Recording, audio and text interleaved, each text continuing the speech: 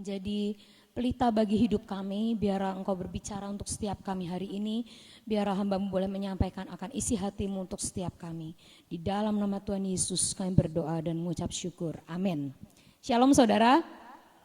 Hari ini saya memberi renungan saya sebuah judul, yaitu masuk dalam kebahagiaan Tuhan kita. Ya, masuk dalam kebahagiaan Tuhan. Nah saudara, di dalam firman Tuhan, Tuhan itu merindukan bahwa setiap kita hamba-hambanya itu masuk dalam kebahagiaan Dia. Ya. Tuhan itu bukan Tuhan yang kejam, yang istilahnya kamu gak usah happy, aku aja yang happy. No, Tuhan itu adalah Tuhan yang merindukan agar setiap kita anak-anaknya itu masuk dan menikmati akan kebahagiaan. Nah, tapi ada 3 hamba, ingat waktu itu di dalam Matius 25, hamba yang diberi talenta. Nah, hari ini saya ingin menyampaikan tentang hal ini. Tapi anehnya dari firman Tuhan adalah setiap kali kita menggali firman, membaca firman, itu Tuhan itu bicaranya beda-beda. Ya. Selama ini kita selalu membaca tentang talenta itu, kita berbicara tentang kerajinan. Ya kan? Hamba yang satu rajin, jadi dari 5 talenta menjadi 10. Hamba yang kedua juga rajin mengembangkan talentanya, jadi dari 2 jadi 4. Jadi semuanya itu berlipat-lipat sampai 100 kali lipat, ya sampai double gitu. Apa yang dia punya, yang dipercayakan Tuhannya. Nah tapi hari ini saya kok bisa dapat dari sisi yang lain dari Tuhan. Nah itu keindahan dari membaca firman. Ya. Dari satu kisah yang bertahun-tahun diceritakan dan seringkali kita dengar dengan versi yang sama. Tapi hari ini Tuhan tunjukkan ada satu sisi yang lain dari kisah perumpamaan tentang talenta ini. Ya. Yuk kita baca dulu sama-sama Matius 25 ayat yang ke-14. Ini adalah perumpamaan tentang talenta. Ya. Sebab hal kerajaan surga sama seperti seorang tuan ya yang mau bepergian ke luar negeri, yang memanggil hamba-hambanya dan mempercayakan hartanya kepada mereka. Yang seorang diberi 5 talenta, yang seorang lagi 2, dan yang seorang lagi 1. Masing-masing menurut kesanggupannya. Lalu ia berangkat. Nah, saya mau tanya, di ayat ini sebenarnya tuannya memberi instruksi enggak kepada hambanya untuk melipat gandakan talenta itu? Enggak, ya kan? Ada enggak ayatnya di sini? Maka tuannya itu menyuruh hambanya untuk memperlipat gandakan apa yang dipercayakan. Ada enggak ayatnya? Enggak ada. Jadi sebenarnya salah enggak kalau yang hamba yang dapat 1 talenta itu enggak ngapa-ngapain? Kenglinya, ayo. Enggak ada order, enggak ada perintah. Nah sedangkan namanya hamba itu biasanya apa sih? Menerima perintah, menerima order dari tuannya. Tuannya ngomong, kalau tuannya ngomong, nih kamu tak kasih 5, kudu jadi 10 loh ya. Kamu tak kasih 2, harus jadi 4 loh ya. Kamu 1, minimal harus 2 loh ya. Nah kalau ada order yang jelas, mereka melakukan. Kalau enggak melakukan diomong jahat. Kamu udah tak order loh ya.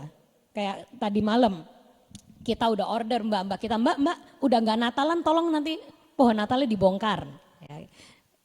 Tapi berhari-hari gak dibongkar-bongkar, padahal udah di order, ya kan? Nah, tapi tuannya ini tidak mengorder apapun. Jadi dia cuma ngomong, aku mau pergi ya ke luar negeri, ini tak titipin ke kalian hartaku ini. Dan dia pergi, lalu dia omong tadi, lalu ia berangkat. Dia tidak mengorder apapun untuk si pelayan-pelayan ini melipat gandakan. Tapi apa yang terjadi? Saat yang 1 talenta itu menyerahkan, dia ngomong, kamu hamba yang jahat dan malas. Jadi saya waktu itu berpikir, order kagak dikasih, tapi disalahin. Dan sedangkan yang hamba yang baik, diomongnya apa? Kalau hamba yang mengembangkan diomongnya apa? Baik dan setia. Baik dan setia. Ya. Nah, jadi saya waktu merenungkan ayat ini, Tuhan memberitahukan satu kunci kepada saya, yaitu apa? Yang diperkatakan oleh si hamba yang diomong jahat dan malas itu. Waktu dia mengembalikan kepada tuannya, dia tidak ngomong Tuhan ini punya Tuhan tak kembalikan, enggak. Dia ngomong apa? Tuan jahat. Yang 1 talenta itu. Dia ngomong apa? Tuan ini tak kembaliin karena engkau adalah jahat. Ya, kita baca sama-sama, kalau nggak percaya kita buktikan ya. Nah, 24, ayat 24. Kini datanglah hamba yang menerima 1 talenta dan berkata, Tuan, aku tahu bahwa Tuan adalah manusia yang kejam, ya kan? Yang menuai di tempat di mana Tuhan tidak menabur dan memungut dari tempat di mana Tuhan tidak menanam. Karena itu aku takut dan pergi menyembunyikan talenta Tuhan itu dalam tanah. Ini terimalah kepunyaan Tuhan. Dia ngomong, kalau misalnya dia hamba yang baik, dia nggak akan ngomong Tuhan kejam, ini tak kembaliin. Gitu. Jadi sebenarnya semua kemampuan, semua inisiatif, semua ide kreatif, semua keinginan untuk mengembangkan talenta itu datangnya bukan dari order tuannya, tapi dari perasaan respect dan cinta kepada tuannya. Saudara, kalau kita bersikap seperti hamba yang punya 1 talenta, kita kecewa sama Tuhan kita tidak respect sama Tuhan kita nggak cinta sama Tuhan kita tidak berdamai dengan Tuhan kita akan selama-lamanya hanya punya 1 dan tidak bisa mengembangkan apa-apa. Jadi saya tahu, oh berarti hamba yang pertama dan kedua, mereka itu mengasihi tuannya. Mereka mencintai dan respect dan menghormati tuannya. Sehingga mereka punya inisiatif, mereka punya energi yang baik, mereka punya kerinduan, mereka punya keinginan. Wah, eman-eman ya kalau apa yang Tuhan kita percayakan ini gini-gini aja. Masa cuma debuan dilapin, kok kayak enggak kurang menyenangkan. Ayo kita kembangkan apa yang Tuhan kita punya ini. Supaya nanti kalau Tuhan kita datang dia seneng. Nah, ini inisiatif mereka untuk mengembangkan dan melipat gandakan bukan datang dari perintah. Tapi itu datang dari hati yang mencintai. Karena apa? Kalau kita mencintai seseorang, kita ingin menyenangkan dia, benar? Otomatis itu. Gak usah, kamu sayang aku gak? Kalau sayang kamu harus begini, begini, begini. Itu namanya order. Itu namanya perintah. Tapi kalau ada seorang pria misalnya, lagi jatuh cinta dan mengasihi seorang wanita. Dia tidak akan disuruh sama wanita itu, telepon aku dong, tanyain aku sudah makan apa belum dong. Ini enggak, mereka akan dengan senang hati melakukan apa yang wanita itu sukai. Extra mile, mereka akan go extra mile untuk menyenangkan orang yang mereka cinta. Nah jadi saya waktu baca ini kemarin malam dan merenungkan, semua kemampuan mereka melipat gandakan, semua inisiatif mereka, semua ide kreatif mereka, semua kerinduan dan energi positif yang mereka punya untuk mengembangkan itu sampai 100 kali ganda. Itu sekali lagi bukan lahir dari kerinduan tuannya, tapi itu lahir dari cinta mereka. Itu lahir karena mereka sayang sama tuannya. Dan mereka berkata, aku pengen menyenangkan hati tuanku. Nanti kalau dia datang, dia surprise. Kalau dia datang, dia nemuin, oh ternyata harta saya nggak cuma segini-gini. Mungkin tuanku di luar negeri spend banyak uang. Dia mungkin di luar negeri habisin banyak uang. Nah kalau dia datang ke sini, lalu saya melipat gandakan kekayaannya. Dia pasti seneng banget. Itu yang dua hamba itu lakukan. Dan itu lahir dari rasa cinta, dari rasa respect, dari rasa menghormati dan mengenal tuannya. Sedangkan hamba yang satu, dia kepahitan. Dia kepahitan dan orang kalau kepahitan, satu cirinya tidak akan kemana-mana. Sekali lagi saya katakan, orang yang hidupnya penuh kepahitan, dia adalah orang yang tidak bisa kemana-mana. Dia akan terkungkung dengan kepahitannya itu dan dia tidak akan berbuah. Dia tidak akan bisa melipat gandakan apa yang ada dalam hidupnya. Karena apa? Pahit terus. Dan orang pahit ciri-cirinya gimana? Ngomel terus. Sedangkan kalau orang ngomel itu jadi gak gerak saudara. Betul? Saya punya teman. Lalu suatu hari saya nanya ke dia gitu ya. Kamu itu sebenarnya punya potensi banyak loh. Kenapa sih kamu gak mau kerja dengan benar? Gitu, dia kerja sih, tapi menurut saya kerjaannya itu sangat jauh sekali dari potensi dia yang sesungguhnya. Gitu. Dia tuh sebenarnya lebih pintar, lebih bisa dagang atau apapun, tapi dia bekerja sesuatu yang sebenarnya menurut saya ya dia cuman sekedar ya udahlah asal dapat duit, asal bisa makan gitu loh. Nah, sedangkan potensi dia saya tahu banyak sekali. Lalu dia ngomong, aku tuh ngerasa pahit hidup gua sob. Kenapa? Aku bilang gitu. Karena saya pernah usaha waktu dulu tidak diberkati Tuhan. Saya gagal, saya buka toko tutup. Ya.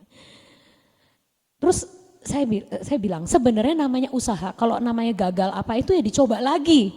Ya, karena belum tentu kamu gagal sekali lalu kamu akan gagal berkali-kali, enggak. Orang namanya gagal tuh ya wajar, kayak bikin kue sekali bantat. Nanti apakah kamu selamanya akan bantat terus bikin kue? Ya enggak lah, pasti nanti ada saatnya kamu akan dapat kue yang enak. Jadi intinya don't give up dong, saya bilang kayak gitu. Lalu dia ngomong apa? Udahlah kamu gak usah ngomong. Kamu itu anak orang kaya. Kamu itu diberkati Tuhan sejak dari kecil. Jadi lu gak usah ngomongin gua, gak usah ngotbain gua yang hidupnya penuh penderitaan ini. Kamu gak usah ngomongin karena kamu kan enak. Anak tunggal, mungkin kalau kamu kurang modal dikasih modal, ini bla bla bla bla bla. Jadi dia itu istilahnya dia selalu ngomongin orang lain lebih bahagia. Dia selalu ngomongin orang lain lebih enak hidupnya. Tuhan tuh gak sayang saya karena saya dilahirkan dalam keluarga yang tidak bisa memberi saya modal. Lalu kamu sih enak, udah gak usah ngotbain saya. Nah, saudara, mungkin ada orang yang dapat 5 talenta. Mungkin saya dilahirkan dengan talenta yang dalam tanda kutip lebih banyak dari orang itu. Dalam tanda kutip apa? Mungkin fasilitasnya, ya kan bukan keinginan saya anak tunggal ya kan, itu kan privilege ya kan. Kalau misalnya mama anaknya 5 ya saya juga nggak bisa protes ya kan, itu adalah privilege. Saya anak tunggal ya kan, saya istilahnya dapat jatah misalnya lebih banyak talenta. Tapi itu harusnya tidak menutup kemungkinan untuk yang satu tetap jadi 2. Yang 2 harusnya tetap jadi 4. Apa yang ada tetap harus dikembangkan. Dan bayangin kalau saya punya 5 nggak saya apa-apain, saya nanti one day akan kalah loh sama yang punya 2 dan punya 1. Karena apa? Yang punya 1 jadi 2. Lalu dia dipercayakan lagi 2 jadi 4. 4 jadi 8. 8 jadi 16. Lah kalau yang 5, yang punya 5 nggak ngembangin juga kalah nggak lama-lama? Kalah. Jadi jangan pernah iri hati dan pahit sama Tuhan karena engkau merasa kok Tuhan nggak memberkati saya seperti Tuhan memberkati dia. No. Semua diberi sesuai jatah. Tapi jangan pernah kepahitan sama Tuhan. Karena apa? Yang engkau terima saat engkau kembangkan karena engkau menyenangkan hati Tuhan. Saat engkau mengasihi Tuhan, saat engkau berdamai dengan Tuhan, maka semua yang ada dalam hidup kita, potensi kita, itu akan berkembang dengan maksimal. Kalau hari ini engkau merasa, kok hidupku begini-begini saja ya, kok potensiku tidak kemana-mana ya, tanyakan dalam hatimu, tanyakan dalam hati kita, apakah kita cukup mengasihi Tuhan kita. Kalau kita hidup gini-gini aja, gak bergairah, gak excited, gak punya ide kreatif, jangan-jangan kita sudah kehilangan cinta. Sehingga kita menjalani hidup kita seperti ya let it flow, let it flow, let it flow. Padahal Tuhan ngomong, aku percayakan kepadamu. Hidup ini, talenta ini, kemampuan mengembangkan. Kalau kita cinta sama Tuhan, kita akan lakukan yang terbaik di hidup kita. Karena apa? Saat Tuhan datang, Tuhan akan melihat, oh kamu melakukan hidupmu Engkau memperlakukan hidupmu dengan ajaib. Hidupmu berbuah. Hidup yang kupercayakan padamu, usaha yang aku percayakan padamu, engkau kembangkan semuanya. Karena apa? Saat Tuhan kita kembali, atau saat kita kembali kepada Tuhan kita terlebih dahulu, dia mendapati hidup kita berbuah. Dan itu yang menyenangkan hati dia. Ya. Jadi lakukan semua bukan karena perintah. Karena dalam Alkitab dikatakan tuannya pergi hanya mempercayakan. Tuannya tidak mengorder apa-apa. Tapi apa yang kita lakukan, kembangkan ide kreatif, energi positif yang kita tumpuk dan kita lakukan untuk hidup kita ini. Dan hidup kita berbuah 100 kali lipat. Itu karena kita mencintai Tuhan kita. Dan mau menyenangkan hatinya. Dan yang kedua adalah selain karena cinta, dua hamba yang setia itu mereka mengenali Tuhannya. Nah, saudara, saya mau kesaksian sedikit tentang mengenali. Ya. Tuhan itu seringkali memperkenalkan dirinya kepada kita, cara pikirnya, cara tindakannya, cara Tuhan memandang sesuatu itu seringkali lewat persoalan. Jadi jangan pernah membiarkan persoalan dalam hidup kita itu membuat kita pahit. Tapi buatlah semua persoalan itu jadi pelajaran kita untuk mengenali Tuhan. Saya pernah mengalami akan hal ini. Saya itu waktu itu pernah berpikir, wah saya ini kok sudah 10 tahun. Ya, saya pernah ngobrol sama Freddy, 10 tahun mengerjakan Vivo Interior. Ya. Nah terus saya itu waktu tahun yang ke-10 saya santai-santai aja ya. Karena selama ini kita udah mengerjakan Vivo Interior tanpa kita beriklan terlalu banyak, kita nggak pernah pajang poster, kita nggak pernah pajang apapun. Dan kita tuh istilahnya kalau Vivo Interior tuh selama ini hidup karena Tuhan yang memberikan klien kepada kita. Ya. Nah jadi saya tuh selama 10 tahun mengerjakan Vivo Interior waktu itu santai. Nah di tahun yang ke-10 itu kira-kira berapa tahun yang lalu ya? Kira-kira mungkin 3-4 tahun yang lalu ya, sebelum pandemi. Nah, sebelum pandemi itu kita sudah menginjak 10 tahun Vivo buka. Ya. Dan kita hidup santai, kita nggak pernah terlalu apa-apa, pokoknya setiap bulan tuh selalu datang klien. Ya. Nah, tapi suatu saat di tahun yang ke-10, menginjak tahun yang ke-10, tiba-tiba kita sepi order. Saya juga ngerasa kenapa ya kok abis saya gambar ini biasanya ada orang datang lagi untuk menggambarkan selanjutnya. Tapi kali ini kok nggak ada orang datang ya. Nggak ada orang yang datengin saya atau nelpon Freddy untuk ngukur rumahnya. Atau untuk nanya-nanya tentang interior. Lalu mendadak ya saudara, itu kayak keran berkat kita ditutup plak sama Tuhan. Ya. Sampai saya tuh ngomong ke Freddy juga ngomong, non apa kita perlu beriklan? Apakah kita perlu gembar-gemborin, halo ayo buat interior. Saya sampai nanya itu, apa di Jalan Cipto ada baliho gede gitu ya. Apakah kita perlu naruh di situ? Gitu. Nah terus saya sampai panik gitu ya, waktu pas tahun ke-10 itu saya juga ngomong sama mama, ini aneh loh. Ini tahun ke-10 biasanya itu tahun ke-10 kan kita celebrate, ya 1 dekade kita punya perusahaan interior gitu ya. Tapi ini malah tahun ke-10 ya mah. Itu kayak keran berkat kita zep ditutup Tuhan loh mah. Terus mama ngomong ya udah, wes doa aja. Coba kamu cek salah di mana, apa perpuluhan udah tetap perpuluhan ya. Jadi kita tuh kayak ngecek dari berbagai segi, kayaknya kita nggak ada celah. Apa yang membuat kok keran berkat ini tertutup? Sampai ada orang yang suatu saat datang kepada kita udah gambarin, udah deal, udah tinggal DP saudara. Tiba-tiba orang itu ngomong, nggak jadi ya. Padahal udah tinggal DP loh, itu nggak pernah terjadi sebelumnya. Biasa kok udah tinggal DP ya udah tinggal nunggu. Ini tiba-tiba dia udah mau DP, tiba-tiba maaf ya Sofi nggak jadi. Suami saya kenapa gitu. Jadi saya bilang ini bener-bener ya tahun ini, tahun ke-10 ini kenapa kok semua jalan ditutup. Sampai akhirnya saya sama Freddy ini datang kepada Tuhan.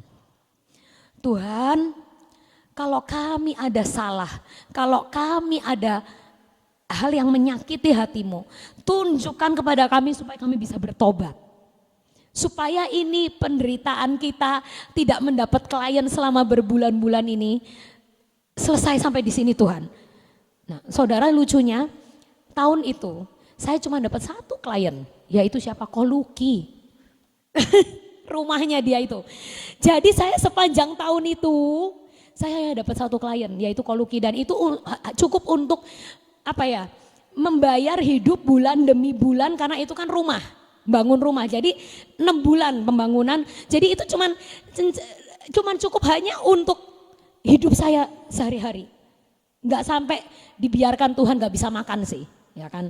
Jadi tetap bisa makan, bayar sekolah anak masih bisa, bayar les masih bisa, tapi ya hanya itu, nggak ada tambahan lain. Kayak seakan-akan sama Tuhan, udah kamu tak kasih secukupnya hari demi hari aja deh gitu.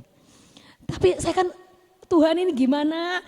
Apa salahku, apa dosaku, sampai engkau memperlakukan ini dalam hidup keluarga kami.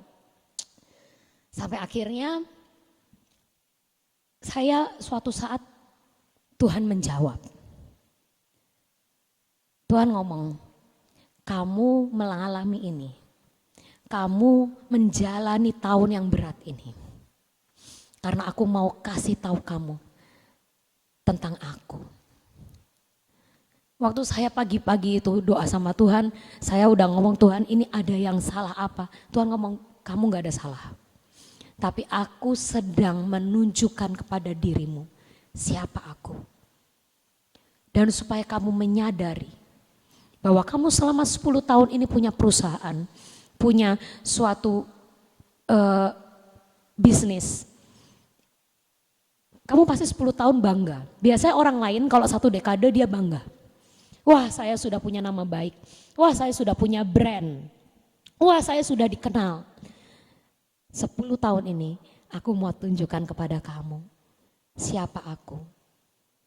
Kau harus mengenali aku. Dan kamu harus tahu kamu sampai sejauh ini bukan karena usaha dan kepandaianmu. Bukan karena kepintaranmu, bukan karena koneksi, bukan karena apapun yang kamu punya. No, bukan karena pinternya kamu, bukan karena kecanggihan kamu, bukan karena kreatifnya kamu, no.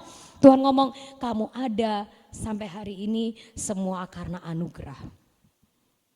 Nah, oh gitu Tuhan, iya. Makanya kerannya tak tutup. Supaya apa? Supaya kamu tahu, yang ngasih kamu keran, yang membuka keran berkatmu itu siapa? Aku. Itu maksudnya pelajaran Tuhan. Nah, hal itu yang membuat saya tidak pahit sama Tuhan. Karena saya datang kepada dia dan berkata, Tuhan kasih tahu aku apa maksudmu, dan Tuhan menjawab. Ya, Tuhan menjawab, aku pengen kamu kenal aku aja. Lalu hari itu saya berkata kepada Freddy, kok aku dapat jawaban dari Tuhan? Kenapa? Semua keran kita ditutup karena Tuhan pengen kita mengenal dia. Dia pengen kita tahu, 10 tahun kita berjalan, 10 tahun kita bisa mengembangkan bisnis ini, itu semua karena anugerah, bukan karena kepandaian kita. Dan kita harus sepakat sama Tuhan, kita nggak boleh pahit, kita nggak boleh khawatir, supaya kita cepat memenangi akan ujian ini, supaya kita cepat mengenali siapa Tuhan. Lalu kata Freddy, sepakat, ya sepakat. Pokoknya mulai sekarang kita harus pasang di otak. Ini bukan usaha kita, ini bukan kepandaian kita, ini bukan karena kekreatifan kita. Ini kalau ada klien datang ke kita itu karena Tuhan yang kirim. Amin. Gitu. Saudara, setelah kita sepakat mengalami itu, kita jalani dengan hari demi hari. Tiba-tiba tahun apa ya, Ayin apa, September. Ya, saya ingat dari Januari sampai September klien saya cuman Koluki, cuman 1 orang. Setelah September itu ya, lalu kita ada acara Ros Hasanah di sini. Lalu kita ngomong, Tuhan, pokoknya kita percaya kalau hidup kita itu benar-benar karena anugerah, dan kita tanamkan di otak kita bukan karena usaha kita. Tiba-tiba ya saudara, September itu kerannya kebuka lagi. Lucu loh saudara. Yang tadinya nggak ada orang yang nanyain, tiba-tiba besoknya setelah acara Ros Hasanah, tiba-tiba mulai kayak dulu lagi. Ada orang yang, ayo ukurin rumah saya, ayo kerjakan ini, kerjakan itu, kerjakan ini, kerjakan itu. Nah saudara tahu, dengan saya mengenali akan Tuhan saya, itu ternyata pelajarannya buat pandemi kemarin. Waktu pandemi mulai datang, ya, saya doa sama Tuhan, Tuhan, kalau secara manusia harusnya saya khawatir. Karena apa? Karena tukang saya cukup banyak, saudara. Ya nggak sebanyak tukangnya Pak Gideon, tapi tukang saya udah sekitar 20-25 orang. Ya. Secara teori harusnya saya khawatir Tuhan ngadepin pandemi. Kenapa? Karena orang pandemi siapa yang mau renovasi rumah? Orang pandemi siapa yang mau buang duit buat interior? Karena interior itu bukan kebutuhan utama. Kebutuhan utama apa? Kalau dagang beras nggak khawatir saudara, tetap pandemi makan kan? Nah ini saya jualnya interior Tuhan. Secara teori harusnya saya khawatir. Tapi saya udah dapat pelajaran sebelum pandemi yang lalu. Bahwa berkat saya datangnya bukan dari usaha manusia. Berkat saya datangnya bukan dari kepandaian dan keadaan sekitar. Tapi berkat saya datangnya dari Tuhan. Jadi waktu pandemi itu saya berdoa di dalam nama Tuhan Yesus. Pandemi tidak akan ngefek sama bisnis saya. Dan itu terjadi sampai saat ini. Saya nggak tahu tiba-tiba pandemi itu yang jadi saksi adalah tukang-tukang saya. Saya bersaksi kepada mereka. Kamu harus tahu ya, pandemi ini kamu pernah nggak kehabisan proyek? Kamu di PHK nggak? Mereka bilang, saya tuh aneh loh non. Teman-teman saya semua pada cerita ke saya, mereka dipecat dari perusahaannya. Mereka di PHK sepihak karena apa? Gak ada yang dikerjakan. Karena tukang saya kan tukang kayu itu teman-temannya ya banyak yang tukang kayu juga. Mereka bilang, mereka dipecat sama bosnya. Sekarang bosnya ngomong, sorry ya saya mecat kamu, bukan karena saya ada persoalan apa. Tidak ada kerjaan, saya mau nyuruh kamu ngerjain apa. Gak ada order. Tapi kok di sini bisa ya non? Kok ada order terus? Saya bilang, makanya kamu harus tahu. Itu semua karena Tuhan yang saya sembah itu ajaib. Dia yang memelihara kita. Sampai hari ini tidak pernah kekurangan order. Itu adalah buah dari apa pelajaran yang Tuhan kasih ke saya beberapa tahun lalu. Jadi sebagai hamba, sebagai anak Tuhan, kita harus memiliki pengenalan akan Tuhan kita. Sehingga kita nggak pahit. Pelajaran apapun yang Tuhan kasih di hidup kita, itu jangan jadiin kepahitan. Tapi jadikan pembelajaran. Supaya Tuhan lewat masalah ini aku jadi belajar ini. Lewat masalah ini aku jadi kenal engkau. Lewat masalah ini aku jadi ngerti hatimu. Lewat masalah ini aku jadi ngerti cara pandangmu. Itu yang Tuhan mau. Dan dengan kita mengenali Tuhan kita, gak punya kepahitan, kita akan mengembangkan semuanya dengan lebih baik. Ya. Tapi jangan kepahitan, karena kepahitan membuat kita stuck. Kepahitan membuat kita berhenti sampai di situ. Kepahitan membuat kita gak bisa kemana-mana. Seperti hamba yang memiliki 1 talenta. Jangan kita seperti dia. Sekalipun kita punya cuma 1, jangan pahit sama Tuhan. Karena apa? Yang 1 bisa jadi 2 saat kita gak pahit. Yang 2, jangan kepahitan sama yang punya 5. Tetap katakan Tuanku baik. Terima kasih Tuanku untuk 2 talenta yang Engkau berikan. Maka kita akan mengembangkan dengan cinta semua yang Tuhan taruh di hidup kita. Amin. Saudara, kita harus menyadari bahwa saudara ini diciptakan bukan seperti robot. Ya, kalau robot itu diprogram, sudah suruh begini, ya sudah begitu. Dia suatu saat pada saat pandemi ini, si Sofi itu beli pel-pelan tuh, ngepel gitu, pakai Xiaomi itu apa namanya gitu, seperti ini. Diprogram. Nah, waktu diprogram kesana kesini gitu ya. Memang ada batasnya karena sudah diprogram, tidak sampai jorok kesana terus hilang. Tapi suatu saat yang namanya diprogram itu suka error. Jadi bisa longsor ke sana. Jadi akhirnya jatuh ya. Saya pikir oh ya karena diprogram. Diprogram pun bisa salah. Tetapi saudara dan saya adalah manusia yang mempunyai tubuh, jiwa, dan roh. Bukan sesuatu hal yang sekedar diprogram seperti barang mati. Ya, jadi kita tahu punya tubuh, jiwa, dan roh. Dan kita tahu Tuhan katakan bahwa semua pengetahuan, semua kepandaian itu berasal dari Tuhan. Semua pengertian itu berasal dari Tuhan. Jadi tadi dikatakan kalau saudara mendapatkan sesuatu, itu kalau kita punya hubungan yang baik dengan Tuhan kita akan bisa ngerti Tuhan kita tuh pengennya apa. Itu. Kenapa aku diberi 1, kenapa orang lain diberi 2, kenapa orang lain diberi 5. Kita enggak usah iri yang dikatakan tadi, tapi mengerti apa yang Tuhan kita mau. Kita enggak bisa menguasai semuanya, tapi yang dipercayakan kepada kita itulah yang harus mengerti apa yang harus kita lakukan. Kita percaya bahwa dengan pengetahuan dan kepandaian itu kita akan bisa mengembangkan akan apa yang Tuhan percayakan buat kita. Amin.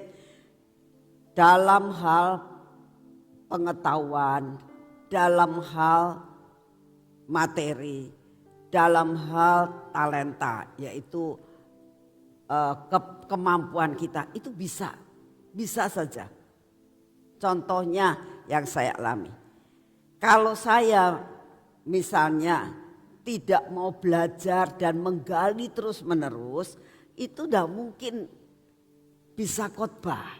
Ya, seperti Sofi tadi cerita, pada waktu dia baca ayat-ayat ini ya sudah seperti ini saja. Tapi dia katakan pada pagi tadi Tuhan memberikan pelajaran yang baru. Berarti itu dari siapa? Dari dirinya atau dari Tuhan? Dari Tuhan. Tuhan itu sanggup mengembangkan kalau kita siap buat dikembangkan. Amin. Yuk kita berdoa saat ini. Bapa, buat kami mengerti hatimu. Buat kami melihat kebesaran-Mu Tuhan. Bahwa Engkau tidak terbatas. Pengetahuan-Mu tidak terbatas, kuasa-Mu tidak terbatas.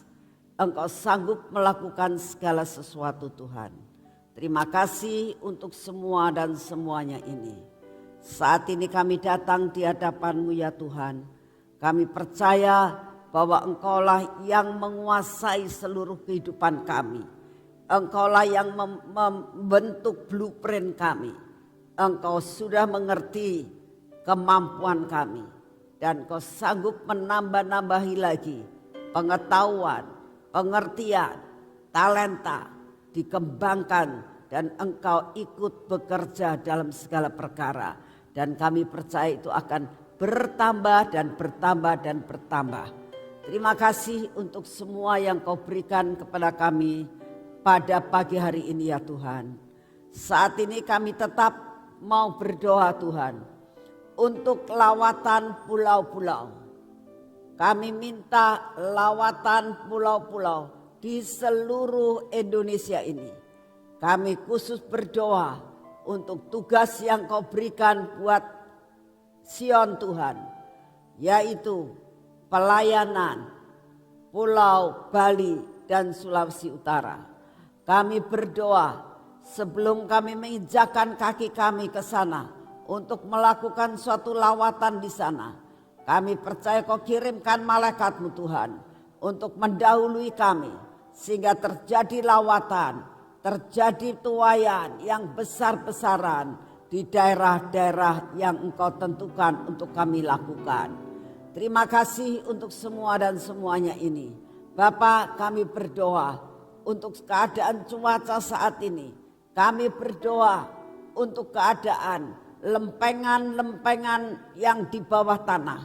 Kami berdoa untuk gunung-gunung Tuhan yang sudah mulai aktif. Kami minta di dalam nama-Mu, Engkau sendiri yang akan memegang kendali Tuhan.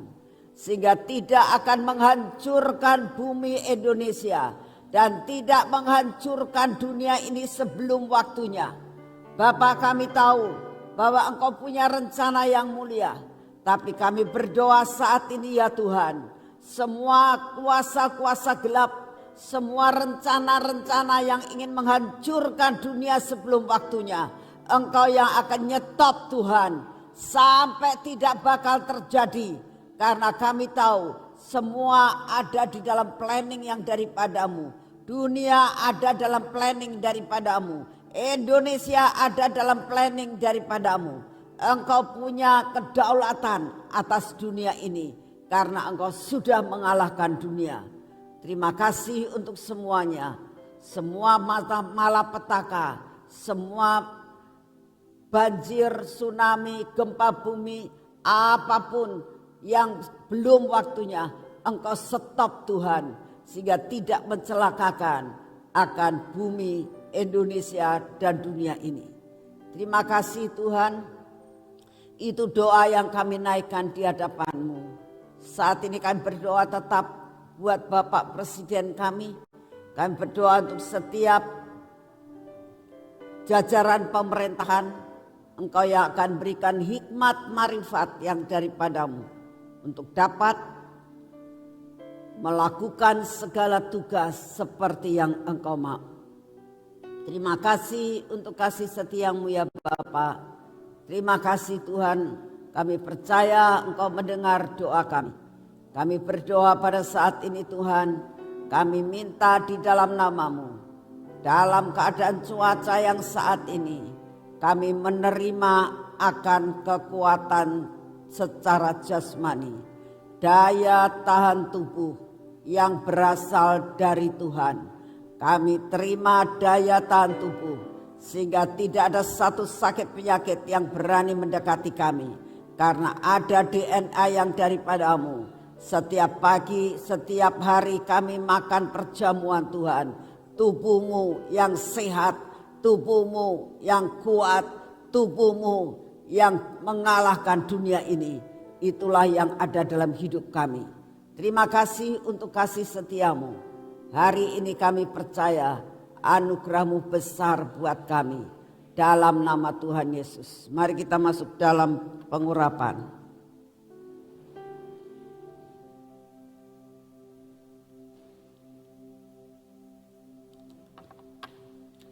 Bapa, saat ini kami datang di hadapan-Mu. Biarlah pengurapan ini akan membuat kami berjalan tegak hari ini. Karena ada kuasa yang daripadamu menguasai hidup kami. Dalam nama Tuhan Yesus. Mata kami juga Kau kuasai Tuhan. Telinga kami juga Kau kuasai. Bibir, mulut kami dan hati kami. Supaya benar-benar Tuhan, pengurapan yang daripadamu turun atas hidup kami sepanjang hari ini. Semua roh keraguan, ketakutan dipatahkan di dalam nama Tuhan Yesus. Bapak, biarlah hari pertama dari minggu ini Tuhan kami melakukan pekerjaan kami.